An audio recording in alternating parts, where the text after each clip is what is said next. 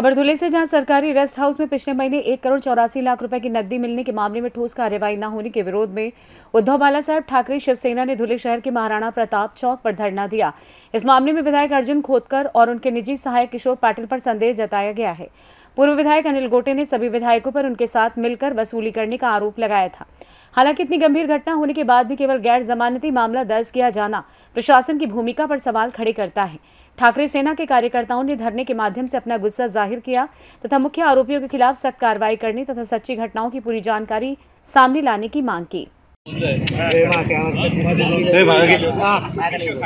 गेल्या 1 महिन्यापासून जे गुलमोहर रेस्ट हाऊस आहे त्या ठिकाणी जे 1,84,00,000 रुपयाची खंडणी या धुळ्याच्या अधिकाऱ्यांनी जमा केली ती सापडून आज 1 महिना उलटत आहे।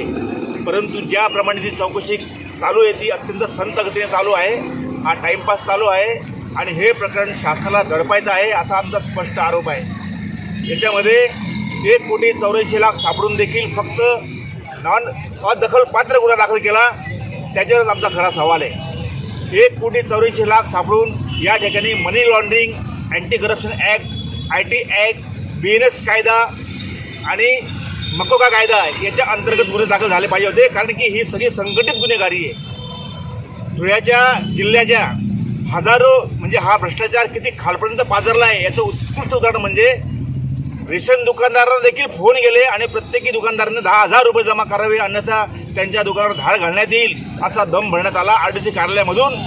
त्या RDC कार्यालयाचे जे CCTV फुटेज आहेत ते RDC कार्यालयाच्या त्या शेलार आहेत त्यांचे जे CDR आहेत ते का तपासत नाही हा आमचा सवाल आहे। त्याचप्रमाणे किशोर पाटील आणि अर्जुन खोतकर, किशोर पाटील हा एक हस्तके, हा एक प्यादा आहे, त्याला कोणीतरी सांगितले पैसे गोळा करण्यासाठी आणि ते पैसे गोळा करण्यासाठी त्याला अर्जुन खोतकर यांनी सांगितले। अर्जुन खोतकरच्या सांगितल्याप्रमाणे किशोर पाटलाने कुठल्या अधिकाऱ्यांना फोन केले, कुठल्या अधिकाऱ्यांनी त्यांना पैसे आणून दिले, ते का आणून दिले या प्रश्नांची उत्तरे महाराष्ट्र मागत आहे आणि म्हणून या ठिकाणी आम्ही आज धरणे आंदोलन करत आहोत।